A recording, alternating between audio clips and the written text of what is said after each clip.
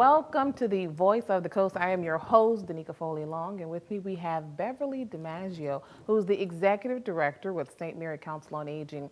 Now, it is my pleasure to say that you guys are finally opening. When I say finally open, I'm talking about the senior centers, and that is the Morgan City site, Patterson site, and Franklin site. Correct. You opened them up on 3 different weeks. Just Franklin was first, followed by Patterson, then Morgan City. Yes. Of course, I'm not being biased, but I know Morgan City has the largest clientele population. Why was it held last to open?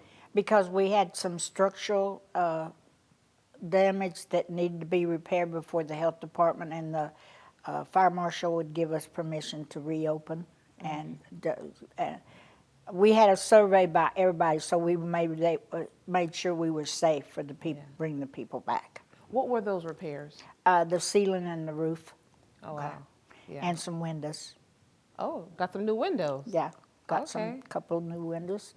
And the parish worked with me very hard, and the people were very, some of the workers even helped us clean up so we could, because they didn't finish until an hour before we were going to open. Oh, oh yes. So they helped us clean up and move all the tables, and they were a good bunch of fellows. We Pretty really much appreciate it. to the final hour. Yeah. Yes, Right. and Well, that's always the way, though. I won't say that. I won't say anymore. I think that's enough said right there. But I know it had to be quite a joyous occasion for the clients to get back to a place that's almost like a second home, because Yes, it that's is. where they got a chance to socialize with a lot of their friends, their own Right. peers. So what was the response? Well, at first, okay, we had to have certain rules and regulations that we had to put in place that the Older Americans Act, the federal government, and Governor Edwards asked us to keep everybody safe. So we sent all those rules printed out to the people that usually come. The one big change was the reservations. They had to have a reservation to come in so that we make sure that they know all the rules and that they're going to follow them. And it's little simple things like when they first come in, we take their temperature, we sanitize their hands, we make assigned seating, and we give them their activity packet so that they can entertain themselves till we get everybody in. And the first day at all 3 sites, they were very quiet. And it kind of bothered me, okay? And I'd go around talking to them and all.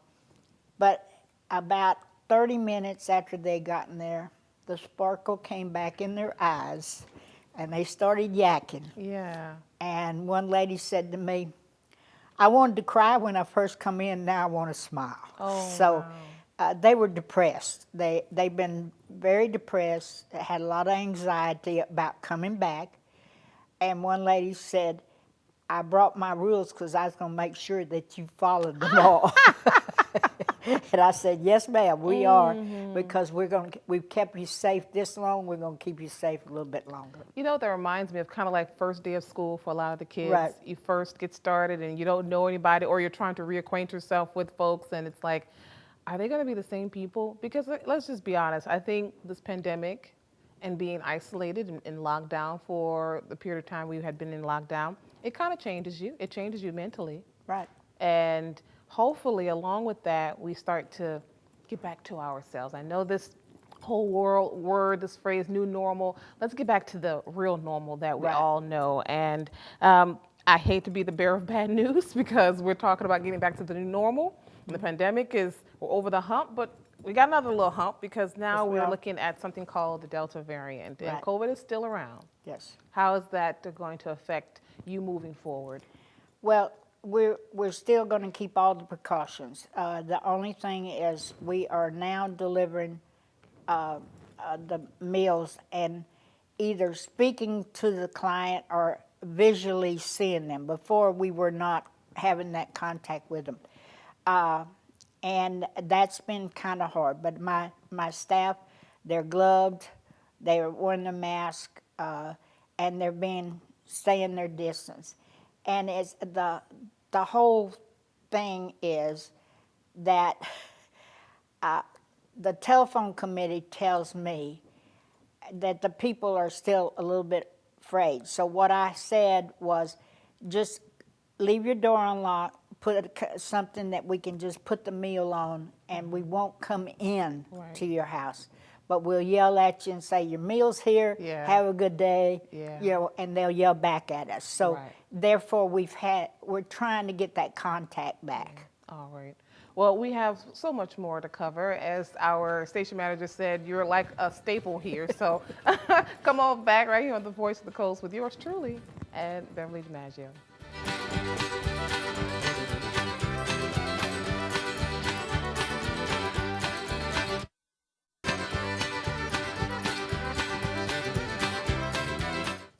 Welcome back to the Voice of the Coast. Again, I'm your host, Danica Foley-Long, and I'm here with Beverly Domengeaux, who's the Executive Director with St. Mary Council on Aging. We've talked about the centers. Great that they're open and you're following all precautions, making sure that the clients are safe, but they're also back to socializing with each other. We haven't talked about Treasures Under the Oaks, and that is the secondhand store that's in Franklin. And it's always been quite organized, quite well stocked. I know it definitely can help a lot of folks, especially trying to get back to the new normal we've talked about, because so many people have either lost jobs or, have taken pay cuts. There's a lot of things that have happened and changed our normal lifestyle. So Treasures Under the Oaks, I know, was quite popular in the community. Are you guys open? Well, what we're doing, we're taking a sabbatical until the first week in September. We're taking the rest of July and in August to reorganize and reset up our sections. We have gotten a lot of furniture in from different estate sales and all, so we're trying to set it up where people can see it. We've gotten hospital beds, we've got walkers. We've gotten it, and that's one thing, Danica, that we lost a lot of seniors during the pandemic, but that wasn't to COVID. Everybody says, well, Beverly, what was it attributed to? I said, old age, okay? Most of us have underlying conditions that we've been dealing with for a long time, and being, I'd say, quarantined the way they were, it exacerbated their symptoms. And so we did lose a lot of seniors.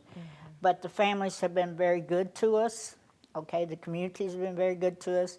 And I forgot to mention that one of the things we did at our opening, we had a special prayer for all of our seniors that we had lost during the pandemic, that God called them home. Yeah. Not COVID, God called them home. And I know that during our talks that we've had, socialization is so important. Like, it's not just about sitting around and talking and just yapping your mouth about the latest gossip. It really is a connection. Yes. And I think that's why anytime we've come on the show, and I've told many of you watching, please check on your elderly, your aging neighbors, because they may not have family in the area. You deal with a lot of families who do not come home to check on their loved ones. So they're left to That's themselves. the biggest majority of our.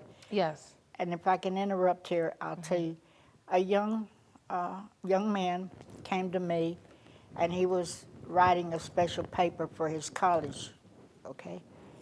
I made an appointment and set him down with 3 of my elders. And his question to them was, how did you grow up? We were there 4.5 hours. Oh. We were supposed to be there an hour.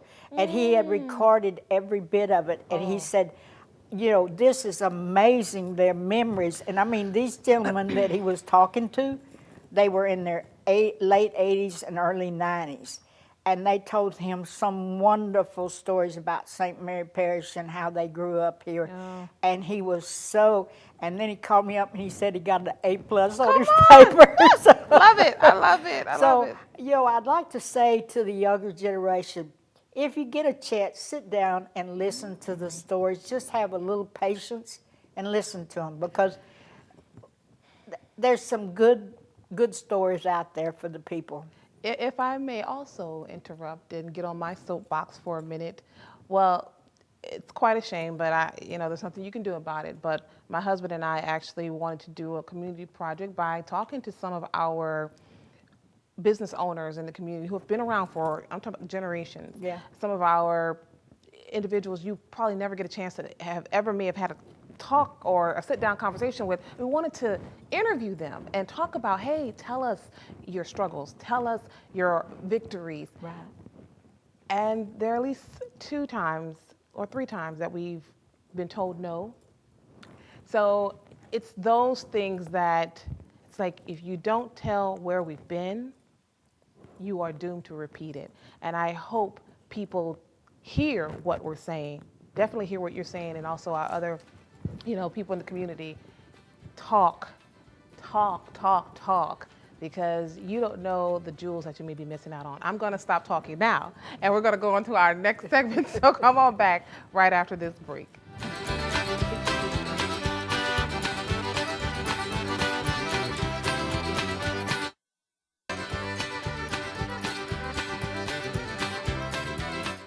Welcome back to the Voice of the Coast with yours truly. I have Beverly Domengeaux, the Executive Director with Council on Aging. Look, we talk so much, I had to think about what segment we're on right now. So we're on our 3rd segment, so which means we have one more, so come on back. And you talked about those, the community, particularly the community and, kind of connecting everyone together. Something that Patterson did, and maybe correct me if I'm wrong, if any other agencies or municipalities did the same thing, but they gave away fans. Yes. We heard that during the St. Mary Chamber of Commerce luncheon the other day, and of course, the Mayor Rodney Grogan, mentioned that the city donated a number of fans. Yes, it did. And with the weather we've been having, it's quite important because we get this rain, then you get this humid air come through. Were you able to deliver to a lot of your Pattersonians? Patterson, Berwick, Franklin, Baldwin. They all had some organization that offered to donate fans. Okay, awesome. So we were able to get those, and then the 2 nursing homes in Patterson, in Franklin and Patterson, they had a drive, and we got enough. So we have been giving out fans to our clients, and now we have some that have come in, and I'll be opening them up for the public. But we want to get our clients taken care of first, especially our homebound clients and those that are bedbound, because they need a little extra air. And it was just amazing because I just made an announcement at all the municipality meetings. We need some fans, and boy, here they came. If you ask, it will come, right? Well, that's what Rodney Grogan keeps telling me, Miss Beverly. You got to ask for it. And I have to say, all of the municipalities have really been very supportive of the seniors. They made sure I had water, from up here. Several of the companies have brought us water. They made sure that we had the fans. They made sure that we've had food. They made sure that I had diapers for the people that need them, that can't get out and really can't afford them. Yeah. So I can't say that the community has forgotten the seniors. Oh, okay. Good. The community may not have, but some families have. Oh, yeah. And that's what we talked about just before. But let's talk about the good stuff, because we Yeah. definitely want to talk Good about the good stuff.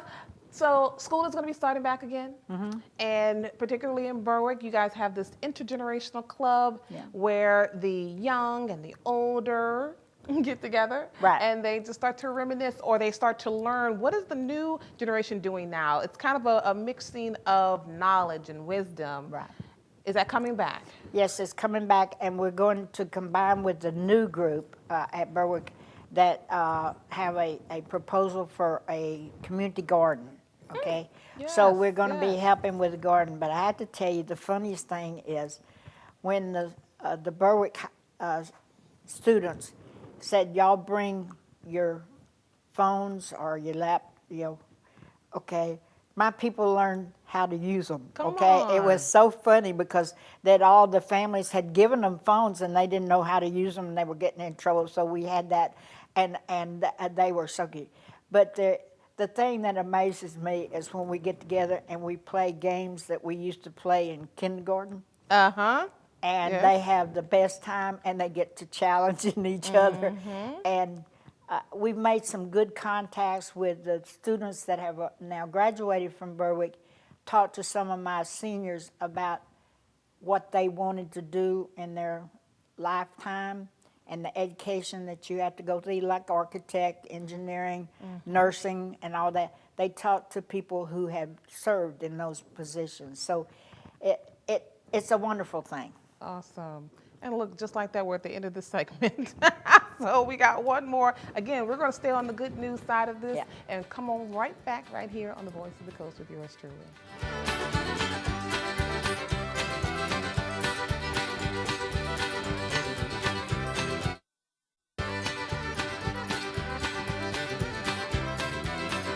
Welcome back to the Voice of the Coast. Again, I am your host, and we have Beverly Domengeaux, the Executive Director with St. Mary Council on Aging. You're talking about your clients getting phones and laptops, and they're actually knowing how to operate them. Well, that's good. So let me give you some information. So when you're on your laptop and your phone, check us out. Subscribe to us on Facebook. We are KWBJ TV 22. We're also on YouTube. Do not forget that we're also on YouTube. We have KWBJ Live. So if you don't find us on TV, you can also look us up on YouTube. So with that said, we can move on because I definitely wanted to put that out there. So YouTube and Facebook, definitely. More good news. We are, of course, looking forward to more and more activities. Right. And I know one of the largest events for Council on Aging is Mardi Gras. Right. Pretty much all across the parish. I mean, everyone's like just itching to get back to Mardi Gras, and we are going to be headed that way towards Mardi Gras 2022. Is there going to be a Mardi Gras ball for Council on Aging? There will be, and we've been in business for 49 years, so they've kind of decided that this is going to be our golden anniversary because when we get into March, we'll be going into our 50th year. Come on. And they've already started talking about it, and plus that, they asked me this week, used to once a month, I would bring all 3 centers, and we would have a nice covered dish dinner and have entertainment and play bingo and learn something. And I have some communities, organizations that have offered to sponsor that for me. So we'll be getting all sides together again, okay? And then they can brag about, we did this and we did that. That's right, yeah. Because it's a competitive thing when I get them together, okay? Well, we're doing this at our center. Well, we did this, you know, so it's fun. Yeah. It's fun. Okay? Competition never stops, right? No. It's just And we do still help with CLECO bills. Okay, we still are helping with CLECO bills. and define help. Okay. When you say that. We cannot help you if you have a disconnect disconnect notice. But they have to bring in certain criteria, and they have to make an appointment to come in to bring the receipts that we ask them for. And along those lines, CLECO has given us some LED bulbs, That's right. light bulbs. I think you get 4 of them. And so, you know, we're trying to help. Now, we do not help with gas or water, okay? But we are authorized. We have a contract to handle CLECO, and you know we try to help where we can. And there are other agencies. I mean, Yes, you have community action, so Yeah. there are other agencies that are Emergency also aid, help yeah, you. they all Emergency help. aid, exactly. Yeah. And I believe actually emergency aid is hoping to replenish their stock. So if you would like to help there as well, you could do that. Sure. And I can say that here in Morgan City, the Pay It Forward organization has a blessing box Yes, that's they on do. the outside of their their center, their store, so you could go by and pick up just free canned goods or packaged goods. They have that there, and of course, we also have St. Mary Outreach. So there are other Yes, they are. ways to get help if necessary. And we're actually getting down to the end of this. So again, if anyone would like to partake or have any part in what you guys are doing, whether they want to be on the donor side or if they are a participant or a client, Right. they just give you a call. What is the number to call? Okay, you would ask me this, 907-1310.